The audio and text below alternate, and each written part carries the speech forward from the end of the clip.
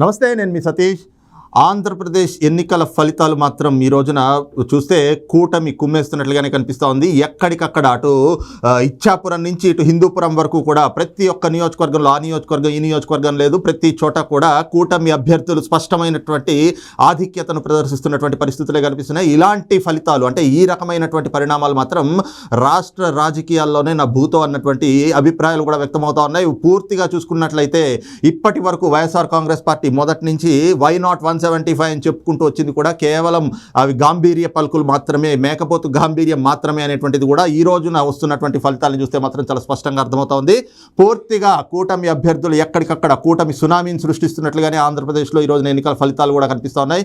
ఓవరాల్గా అసలు ఉన్నటువంటి అప్డేట్స్ ఏంటి, ఏ రకమైన ఇలాంటి పరిణామాలు చోటు చేసుకోవడానికి కారణాలు ఏమిటి, అసలు ఆంధ్రప్రదేశ్లో ఎన్నికల ఫలితాలు ఏ విధంగా ఉంటున్నాయనేటువంటి అంశాలు డిబేట్లో చర్చించబోతా ఉన్నాం. డిబేట్లో పాల్గొంటా ఉన్నారు సీనియర్ జర్నలిస్ట్ సత్యమూర్తి గారు, అలాగే తెలుగుదేశం పార్టీ నేత సతీష్ బాబు గారు. సార్ నమస్తే. నమస్కారం. సార్ సత్యమూర్తి గారు, ముందుగా కంగ్రాచులేషన్స్. మొదటి నుంచి కూడా మీరు చెప్తూనే ఉన్నారు ఈ ఫలితాలు అనేటువంటిది ఈ విధంగా ఉండబోతున్నాయి అని చెప్పి. మీరు గతంలో కూడా అనేక డిబేట్లో కూర్చున్న సందర్భాల్లో కూడా ఏ రకమైనటువంటి ఫలితాలు రాబోతున్నాయి అనేటువంటిది మీ అభిప్రాయాన్ని చెప్పారు. ఈ రోజున అవే వాస్తవ రూపం దాలుస్తూ ఉన్నాయి. అసలు ఈ రోజున అభ్యర్థులు కూడా వైఎస్ఆర్ కాంగ్రెస్ పార్టీ అభ్యర్థులు కౌంటింగ్ కేంద్రాలను వదిలి వెళ్ళిపోతున్నటువంటి పరిస్థితులు ఏం చెప్తారు వస్తున్నటువంటి రిజల్ట్స్ మీద? థ్యాంక్ యూ, ధన్యవాదాలు సతీష్ గారు. ఏంటి అంటే, నేను చెప్పింది ఇదేదో నా అభిప్రాయం లేకపోతే నా కోరిక కాదు. ప్రజలు ఏ విధంగా ఆలోచిస్తున్నారు, ఇక్కడ మరీ ముఖ్యంగా ఆంధ్రప్రదేశ్లో యాంటీ ఇంకంబెన్సీ ఫ్యాక్టర్ అంటే ప్రభుత్వ వ్యతిరేకత ఎలా పనిచేస్తుంది, దాని డైనమిక్స్ ఏంటి అనేది నేను చాలా అబ్జర్వేషన్స్ చేసిన తర్వాత నేను ఆ విషయాలనే నేను మీతో చాలాసార్లు పంచుకున్నాను. ఏంటి అంటే, ఇక్కడ అడ్వాంటేజ్ ఏంటి అంటే, తెలుగుదేశానికి జగన్మోహన్ రెడ్డి రాజకీయ నాయకుడు కాదు, జగన్మోహన్ రెడ్డి వ్యాపారవేత్త, బిజినెస్ మ్యాన్. ఈ బిజినెస్ మ్యాన్ కావటం వల్ల వస్తున్న యాంటీ ఇంకంబెన్సీ ఫ్యాక్టర్ని గుర్తించకపోగా మూర్ఖంగా ప్రవర్తించాడు జగన్మోహన్ రెడ్డి. ఇది కూటమికి బాగా కలిసి వచ్చిన విషయం. యువతలు ఏంటి అంటే, ప్రజల ఆకాంక్షలు ఏ విధంగా ఉన్నాయి అని చూసుకొని దానికి అనుగుణంగా చంద్రబాబు నాయుడు ఒక్కొక్క స్టెప్ వేసుకుంటూ ముందరికి వచ్చాడు. ప్రజల ఆకాంక్షలు ఎట్లా ఉన్నాయి ఆంధ్రప్రదేశ్లో? మనం నిర్బంధం అనుభవిస్తున్నాము అనే ఫీలింగ్లో ఉన్నారు. అంటే ప్రశ్నించటానికి భయపడ్డ ప్రజానీకాన్ని నిన్నటి వరకు మనం ఆంధ్రప్రదేశ్లో చూసాం. అంటే అంత స్థాయిలో, అంత తీవ్ర స్థాయిలో ఒత్తిడి, ప్రజల మీద ఒత్తిడి ఉంది. వైఎస్ఆర్ కాంగ్రెస్ పార్టీ అధికారంలోకి వచ్చిన మొదటి రోజు నుంచి దాష్టీకాలు, దౌర్జన్యాలు తప్ప వేరే విషయాల మీద అసలు శ్రద్ధ చూపించలేదు. ఇది ప్రజలకి ఎప్పుడు అర్థమైంది అంటే, 2 సంవత్సరాలు గడిచిన తర్వాత అర్థం అవటం మొదలుపెట్టింది. కానీ అప్పటికే జగన్మోహన్ రెడ్డి ఏం చేశాడు అంటే, నేను నిరంకుశంగా పరిపాలిస్తాను మిమ్మల్ని అందరినీ, మీరు హద్దుల్లో ఉండకపోతే, నేను చెప్పినట్టు వినకపోతే, నా మాట మీరు పాటించకపోతే, మీరు ఏదన్నా సొంత అభిప్రాయం చెబితే మిమ్మల్ని అణిచివేస్తా అని ప్రజలను చూసి ఇట్లా వేలు చూపించి హూంకరించాడు. దాంతో ప్రజలు మాట్లాడటం మానేశారు. ప్రశ్నించటం పక్కన పెట్టండి, మాట్లాడటం మానేశారు. ఈ మాట్లాడటం మానేసిన పరిస్థితుల్లో జగన్మోహన్ రెడ్డి ఏమనుకున్నాడు అంటే, నేను విజయం సాధించాను ప్రజల మీద అనుకున్నాడు.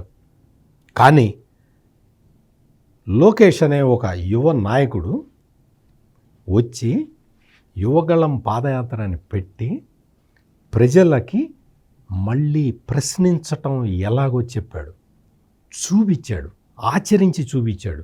మైకు లాక్కున్నా, స్టూల్ లాక్కున్నా, నీకు అసలు ప్రచార వాహనం లాక్కున్నా అట్లాగే నిలబడి మాట్లాడాడు. ఒక ఊళ్ళో అయితే లోకేష్ని ప్రజలు భుజాల మీద కూర్చోబెట్టుకుంటే మాట్లాడాడు. అంటే చాలామంది కనపడకపోతే, మైకు లేకపోతే మామూలు గొంతుతోటి మాట్లాడాడు. అంటే ఎందుకు చెప్తున్నానంటే, మీటింగులు పెట్టి, చిన్న మీటింగులు, కార్నర్ మీటింగులు పెట్టి, అంటే లోకేష్ స్థాయి నాయకుడు పెద్ద మీటింగులు అయితే తప్ప నేను పార్టిసిపేట్ చేయను అనాలి. అలా కాకుండా 10 మంది గుమికూడితే ఆ 10 మందిలో ప్రశ్నలు ఇన్వైట్ చేశాడు. మీరు ప్రశ్నించండి, నన్ను అడగండి అని ప్రజలకి ప్రశ్నించటం నేర్పాడు లోకేష్. మళ్ళీ ప్రశ్నించటం ప్రజలకి అలవాటైంది. ఆ రోజున లోకేష్ మొదలుపెట్టిన ఈ బృహత్తర కార్యక్రమం ఈరోజు రిజల్ట్ రూపంలో మనకు కనపడుతున్నది. ప్రజలు ప్రశ్నించటం మొదలుపెట్టారు. నువ్వు ఎంత దాష్టికం చేసినా సరే మేము ప్రశ్నిస్తాం అనే స్థాయికి వచ్చారు. ఇది మొత్తం 2.5 సంవత్సరాల్లో జగన్మోహన్ రెడ్డి జాతకం మొత్తం తిరగబడ్డది. మామూలుగా 151 స్థానాలు గెలుచుకున్న ఒక రాజకీయ పార్టీ ఆ తర్వాత ఎన్నికల్లో ఒక 50 స్థానాలు కోల్పోయినా ఒక 100 స్థానాల్లో గెలవాల్సిన పరిస్థితి ఉంటుంది మామూలు సాధారణ రాజకీయ నాయకుడైతే. కానీ ఆర్థిక బలం అనే పదం వాడకుండా ఇంకొక కఠినమైన పదం వాడతా, ఆర్థిక మదం. ఈ ఆర్థిక మదంతో, ఖండ బలంతో ఈ రెండిటికి అధికార మదం తోడుగానే ఈ 3 మదాలు కలిసి ప్రజలని హింసించటం పాశవికంగా, అసలు అంత దారుణంగా మీకు ఎక్కడ ఈశాన్య రాష్ట్రాల్లో కూడా ఇంత దారుణంగా ఉండదు. అటువంటి పరిస్థితులు తీసుకొస్తే ప్రజలు ఈరోజు మనం ఉత్త అంచనా వేస్తాం సతీష్ గారు. మనం ప్రజల మూడ్ ఎట్లా ఉంది జర్నలిస్టులుగా మనం ఒక అంచనా మాత్రమే వేస్తాం. కానీ ఆంధ్రప్రదేశ్ ప్రజల్ని మనం మనస్ఫూర్తిగా అభినందించాల్సిన అవసరం ఉంది. ఎందుకు అంటే ఆంధ్రప్రదేశ్ ప్రజలు వాళ్ళు ప్రాణాలకి తెగించి ప్రజాస్వామ్యాన్ని కాపాడుకున్నారు. ప్రజాస్వామ్యాన్ని కాపాడుకున్న ఆంధ్రప్రదేశ్ ప్రజలకి నేను శిరస్సు వంచి నమస్కారం చేస్తున్నాను. సార్ సతీష్ బాబు గారు, మీరు చెప్పండి, ముఖ్యంగా వై నాట్ 175 అన్నటువంటి ఒక గాంభీర్యాన్ని ప్రదర్శించినటువంటి వైఎస్ఆర్ కాంగ్రెస్ పార్టీ కానీ జగన్మోహన్ రెడ్డి కానీ ఈ రోజున సింగిల్ డిజిట్ దాటుతారా అనేటువంటి పరిస్థితులు కనిపిస్తూ ఉన్నాయి. దీనిపైన అసలు వస్తున్నటువంటి ఫలితాల మీద మీ కామెంట్స్ ఏంటి? ముందుగా ఆంధ్రప్రదేశ్ ప్రజలందరికీ ధన్యవాదాలు తెలియజేసుకుంటున్నాం. తెలుగుదేశం పార్టీ తరఫున చంద్రబాబు నాయుడు గారు ఏదైతే ప్రతిన పూనారో గౌరవ సభగా మారిపోయిన ఈ ఆంధ్రప్రదేశ్ శాసనసభని గౌరవ సభగా మార్చిన తరువాతే తిరిగి ముఖ్యమంత్రిగా ఈ సభలో అడుగు పెడతానని ప్రతిజ్ఞ చేసి ఆయన బయటకు వచ్చారు. ఆ రోజు నుంచి మా అందరి ఆశయం శ్వాస ఒకటే, తెలుగుదేశం పార్టీని అధికారంలోకి తీసుకురావాలి, చంద్రబాబు నాయుడు గారిని తిరిగి ముఖ్యమంత్రిని చేసుకోవాలి అని ప్రతి కార్యకర్త రోడ్డెక్కి పనిచేశారు. పెద్దలు సత్యమూర్తి గారు, చంద్రబాబు నాయుడు గారిని ఎలాగైతే మేము రాజకీయాల్లో 42 సంవత్సరాలు 43 సంవత్సరాల ఇండస్ట్రీ అనుకుంటాము, సత్యమూర్తి గారు కూడా జర్నలిజంలో అంతటి సీనియర్. ఆయన విశ్లేషణ ముందు మేము విశ్లేషించేది ఏమి ఉండదు, కానీ ఆయన అన్నీ చాలా ఘాటైన పదజాలంతో చెప్పారు. కానీ మాకైతే ఒకటి చెప్తున్నాం, చంద్రబాబు నాయుడు గారి స్టామినా ఏంటి అనేది. ప్రతి వాడు చెప్పేవాడు, ముసలాడు అయిపోయాడు, ఆయన పెద్ద ఆయన అయిపోయాడు, తిరగలేడు. కానీ ఏ రోజైతే ఆయన ప్రతిజ్ఞ చేసి బయటకు వచ్చారో ఆ రోజు నుంచి ప్రజాక్షేత్రంలో ఆయన పోరాడారు. ప్రతిరోజు ఆయన ప్రజల మధ్య ఉన్నారు. మీకు బాదుడే సభలు కానీ, లేకపోతే ఇదేం కర్మ రాష్ట్రానికి కానీ కిలోమీటర్లు ఒకరోజు చూసాం. తణుకు దగ్గర ఉండ్రాజవరం నుంచి తణుకు వరకు మండుటెండలో రైతుల కోసం ఆయన పాదయాత్ర.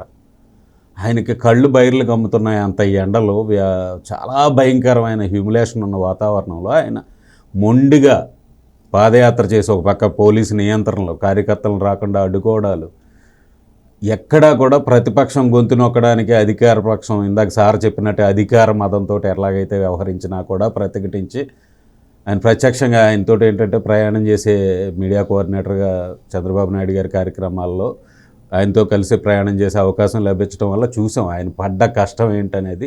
పంటి బిగువన కష్టాన్ని భరిస్తూ ఆయన ప్రజల మధ్యన ఈ వైసీపీ అరాచక పాలన ఎండగడుతూ తిరిగిన విధానం నిజంగా నభూతో నా భవిష్యత్.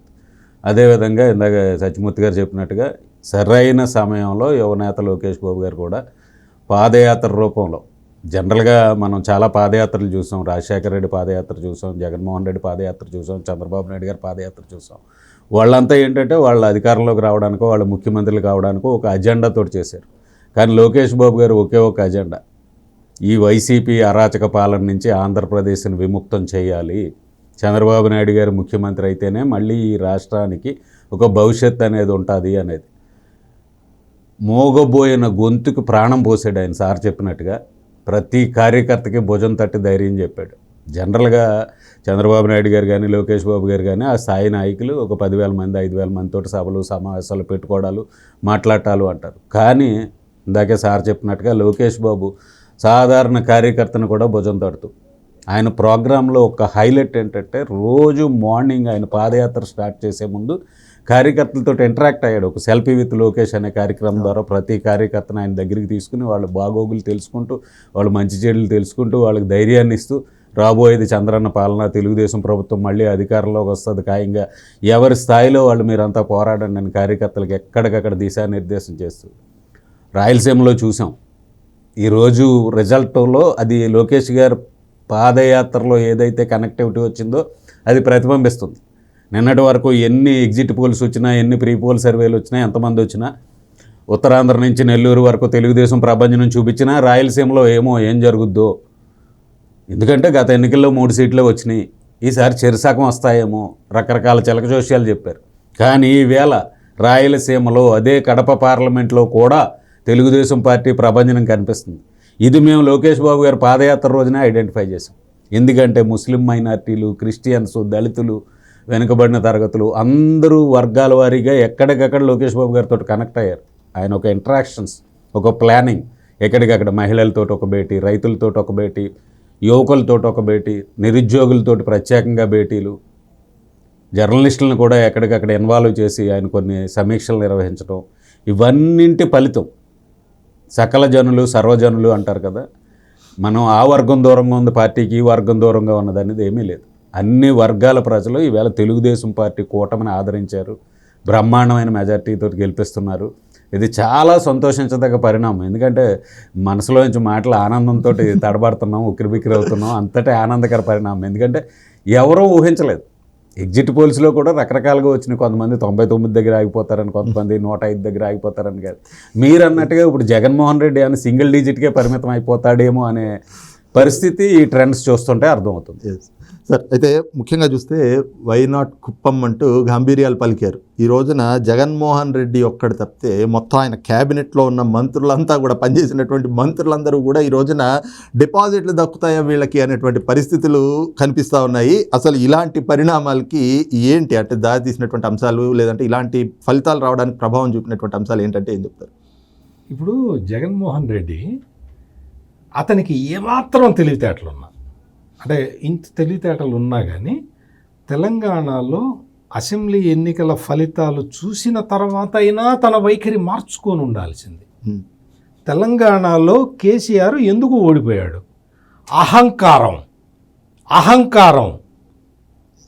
కేసీఆర్ ఓడిపోవటానికి ప్రధాన కారణం అహంకారం. పదవి తలకెక్కి, పదవి మదం తలకెక్కి కేసీఆర్ ప్రవర్తించిన తీరుతోటి కేసీఆర్ ఓడిపోయాడు. ఈ విషయాన్ని జగన్మోహన్ రెడ్డి గ్రహించి తన అహంకారాన్ని తగ్గించుకుంటే కనీసం డబుల్ డిజిట్ అన్న వచ్చేది ఈ ఎన్నికల్లో. కానీ ఈ రోజున జగన్మోహన్ రెడ్డి ఎట్లా ప్రవర్తించాడు అంటే, కేసీఆర్ నుంచి అహంకారం తగ్గించుకుంటే మళ్ళీ గెలుస్తామన్న గుణపాఠం నేర్చుకోకుండా, కేసీఆర్ సిట్టింగులందరికీ టికెట్లు ఇచ్చి ఓడిపోయాడు కాబట్టి మనం సిట్టింగుల్లో మెజారిటీకి టికెట్లు నిరాకరించి మళ్ళీ గెలుద్దామని వేశాడు తప్ప, వాస్తవంగా ఏంటి, తెలంగాణ ప్రజల తీర్పు కేసీఆర్ అహంకారానికి వ్యతిరేకంగా. ఈ రోజున వైఎస్ఆర్ కాంగ్రెస్ పార్టీ దౌర్జన్యానికి వ్యతిరేకంగా ఆంధ్రప్రదేశ్ ఓటరు ఓటేశాడు. ఇది ఒక రాజకీయ నాయకుడు అయితే జగన్మోహన్ రెడ్డి గ్రహించి ఉండేవాడు, అయ్యా మనం ఇంత అహంకారం ప్రదర్శించకూడదు, మనం కొంచెం ప్రజలకి అణిగిమణిగి ఉండాలి అనుకున్నట్టయితే కనీసం 30-40 దగ్గరన్నా వచ్చి ఉండేవాడు. కానీ జగన్మోహన్ రెడ్డి కేసీఆర్ సిట్టింగులందరికీ ఇచ్చాడు కాబట్టి మనం సిట్టింగుల్లో ఎక్కువ మందిని మార్పు చేసుకొని మళ్ళీ గెలుద్దాం. నువ్వు మళ్ళీ గెలవాలా వద్దా అని నిర్ణయించుకునేది నువ్వు కాదు, ప్రజలు నిర్ణయిస్తారు నువ్వు కావాలా వద్దా అని. ప్రజల్ని మీకు మేలు జరిగింది, మీకు మేలు జరిగితే నాకు ఓటేయండి అన్నాడు. మేలు జరగలేదు, ఓటేయలేదు. Very simple. ఇందులో జగన్మోహన్ రెడ్డి చెప్పిందే విన్నారు ప్రజలు. మీకు మీ ఇంట్లో మేలు జరిగితే నాకు ఓటేయండి అన్నాడు. మా ఇంట్లో మేలు ఏం జరగలేదు నీ పాలనలో అని మొత్తం ఇంట్లో 4 ఓట్లు ఉంటే 4 వ్యతిరేకంగా వేశారు. ఇది ఆంధ్రప్రదేశ్లో ఒక సింగిల్ సెంటెన్స్లో చెప్పాలంటే జరిగిన పరిణామం.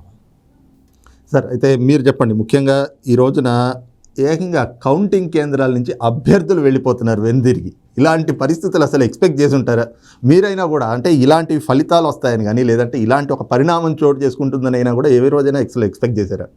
సతీష్ గారు, మీరు అభ్యర్థులు కౌంటింగ్ నుంచి బయటకు వెళ్ళిపోతున్న చూస్తున్నారు. దానికి ముందు ఇంకొక పరిణామం జరిగింది.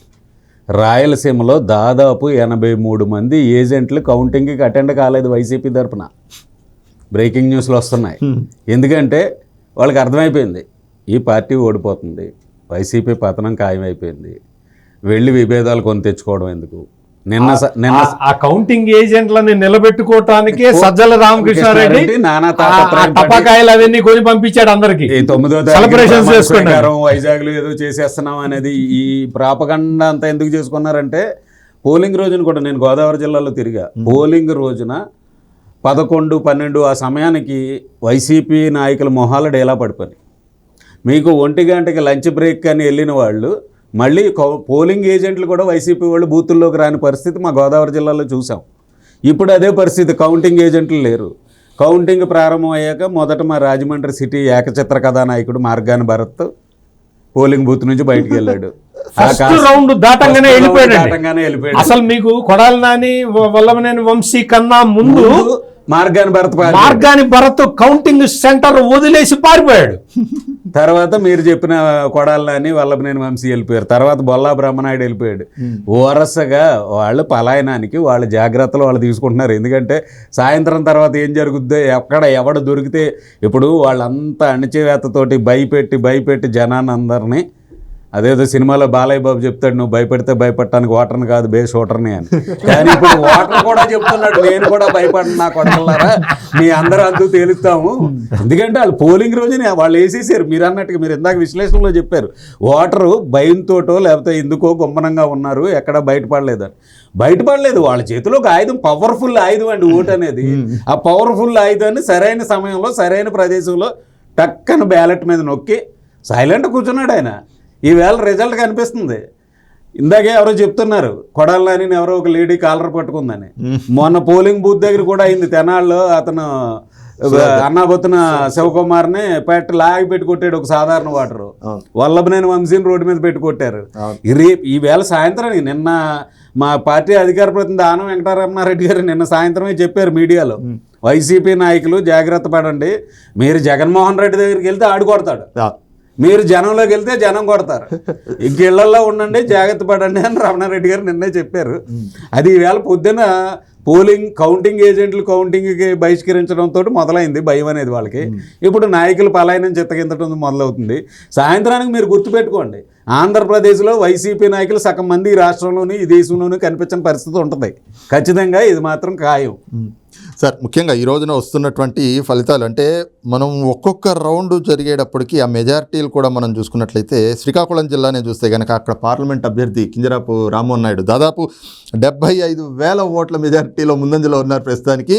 ఇక దగ్గుబాటి పురంధేశ్వరి ఆవిడ కూడా దాదాపు 70,000 ఓట్ల మెజారిటీలో ఇప్పుడు ఆవిడ ముందంజలో కొనసాగుతూ ఉన్నారు.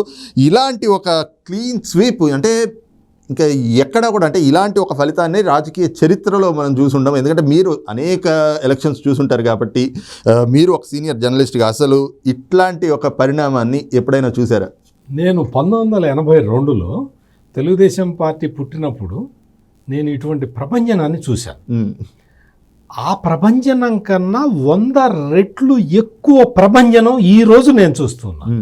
ఆ రోజున 294, అంటే ఉమ్మడి ఆంధ్రప్రదేశ్లో 294 అసెంబ్లీ సీట్లలో 202 సీట్లని తెలుగుదేశం పార్టీ గెలుచుకుంది.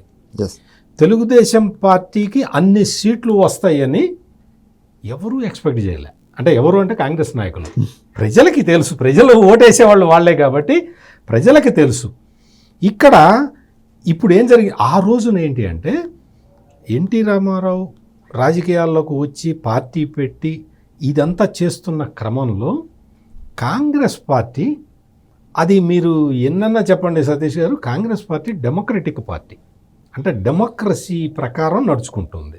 అందువల్ల ఎన్టీ రామారావుని ఆపటం కానీ, ప్రచారం చెయ్యకుండా అడ్డుకోవటం కానీ, ఓటర్లని ప్రలోభాలకు గురి చేయటం కానీ, ఓటర్లని బెదిరించటం కానీ, ఇటువంటి అరాచకాలు ఆనాటి కాంగ్రెస్ పార్టీ చేయలేదు. అంటే నేను ఇది ఇంత వివరంగా ఎందుకు చెప్తున్నాను అంటే, ఈనాటి వైఎస్ఆర్ కాంగ్రెస్ పార్టీ చంద్రబాబు నాయుడిని ప్రచారం చేసుకొనివ్వలేదు, లోకేష్ని తిరగనివ్వలేదు. పవన్ కళ్యాణ్ విశాఖపట్నం వెళ్తే ఒక పోలీస్ ఆఫీసర్ వచ్చి నువ్వు నిలబడడానికి వీల్లేదు, నువ్వు కారు మీద ఎక్కడానికి వీల్లేదు, నువ్వు చేతులు చూపించడానికి వీల్లేదని చెప్తాడా? అదే పోలీసులు చేయాల్సింది. ఆ విధంగా భారతీయ జనతా పార్టీ నాయకుల్ని అందరినీ, ఒక్కళ్ళని కాదు, ఇద్దరిని కాదు, అందరినీ అణిచివేసే ప్రయత్నం చేశారు. వాళ్ళు ప్రచారం చేసుకొనివ్వలేదు. మనం చూసాం, పిన్నెల్లి రామకృష్ణారెడ్డి లాంటి కరుడు కట్టిన ఒక నేను ఇప్పుడు డైరెక్ట్గా చెప్తున్నాను, కరుడు కట్టిన నేరస్తుడు, అటువంటి కరుడు కట్టిన నేరస్తుడు మాచర్ల నియోజకవర్గంలో ఈవీఎంని బద్దలు కొడితే వైఎస్ఆర్ కాంగ్రెస్ పార్టీ నాయకులందరూ వచ్చి పిన్నెల్లి రామకృష్ణారెడ్డి చేసిన దాంట్లో తప్పేముంది అని ప్రశ్నించిన దౌర్భాగ్య పరిస్థితిని మనం ఆంధ్రప్రదేశ్లో చూసాం. అంటే ఇంత అణచివేతలో, ఇంత రిప్రెషన్లో కూడా తెలుగుదేశం పార్టీ ఇంత ఘన విజయాన్ని సాధించటం ఇక్కడ మనం ప్రస్తావించుకోవాలి. అంటే అందుకనే నేను చెప్పింది 1982లో జరిగిన అదే చరిత్ర, ఆ చరిత్రని మళ్ళీ తెలుగుదేశం పార్టీనే తిరగరాసింది.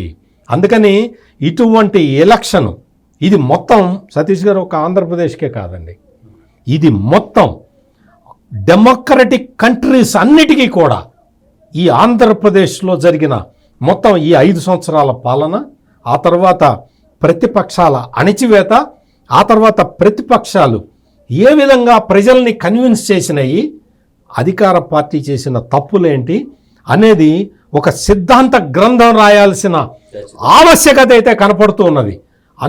ఆల్ డెమోక్రటిక్ మొత్తం అన్ని ఈ వ్యవస్థలన్నీ కూడా, మొత్తం ప్రపంచ దేశాల్లో ఉన్న డెమోక్రటిక్ కంట్రీలన్నీ కూడా ఈ మోడల్ని చూసుకొని ఇందులో జరిగిన లోటుపాట్లేంటి, పొరపాట్లేంటి, ప్రజలు ఏ విధంగా తిరుగుబాటు చేశారు అనేది ఒక సిద్ధాంత గ్రంథం తయారు చేసుకోవాల్సిన అంతటి ఆవశ్యకత కలిగిన ఎన్నికలు ఈరోజు ఆంధ్రప్రదేశ్లో జరిగినాయి. సార్, ముఖ్యంగా వైనాట్ కుప్పం అన్నారు, మంగళగిరి గెలుస్తామన్నారు, పిఠాపురం కొడతామన్నారు. ఈ రోజున ఆ ప్రాంతాలు అంటే ఆ నియోజకవర్గాల్లో కనీసం డిపాజిట్లు కూడా లేవన్నటువంటి పరిస్థితులు కనిపిస్తా ఉన్నాయి. ఏం చెప్తారు వాటి మీద? సతీష్ గారు, ఒక నిమిషం, పులివెందుల్లో ఎంత ఉందో మెజారిటీ చూడండి ఒకసారి. పులివెందుల్లో ఎంత ఉందో చూడండి. అయిపోయింది.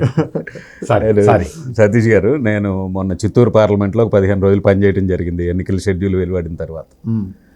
ప్రతి ఒక్కళ్ళు ఆ పొంగనూరు పొడంగిని చూసి, ఆ పుడింగుడు ఏదో పీకెత్తాడు, ఏదో చేసేస్తున్నాడు రామచంద్రారెడ్డి, వాళ్ళ కొడుకు మిథున్ రెడ్డి ఏదో చేసేస్తున్నాడు అని రకరకాల ఊహాగానాలు. తెలుగుదేశం పార్టీ కేటర్లో కూడా వాడిని ఓడించలేమేమో ఇలాంటి ఒక రకమైన భయం అనితే స్టార్టింగ్లో కనిపించింది. కానీ పోలింగ్ ప్రక్రియ స్టార్ట్ అయ్యే కొద్దీ మన అధినేత చంద్రబాబు నాయుడు గారు లేకపోతే బాలయ్య బాబు వీళ్ళంతా మీటింగ్లు పెట్టి ఒక్కొక్కళ్ళు కేటర్కి ధైర్యం ఇచ్చుకుంటూ వచ్చేసరికి చివరి గొత్తులోకి ఉమ్మడి చిత్తూరు జిల్లాలో గతం ఎన్నడూ లేని రీతిలో, మీకు గుర్తుందో లేదో, చంద్రబాబు నాయుడు గారు ముఖ్యమంత్రిగా ఉన్న సమయంలో ఎన్నికలను ఎదుర్కొన్నప్పుడు కూడా చిత్తూరు జిల్లాలో కాంగ్రెస్ లీడు, వైసీపీ లీడు వచ్చిన సందర్భాలు ఉన్నాయి. కానీ ఈసారి ఖచ్చితంగా కొడుతున్నాం.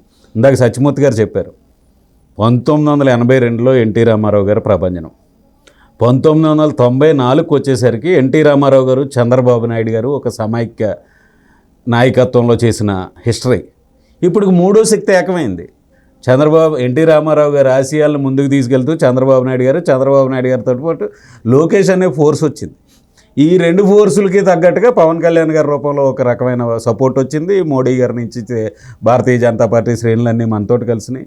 ఇదే ట్రిగ్గర్ నొక్కారు 3 పార్టీలు కలిసి. వేళ అవతలోటి షూట్ అవుట్ అంతే, ఇంక పోయింది, ఇంక క్లీన్ స్వీప్.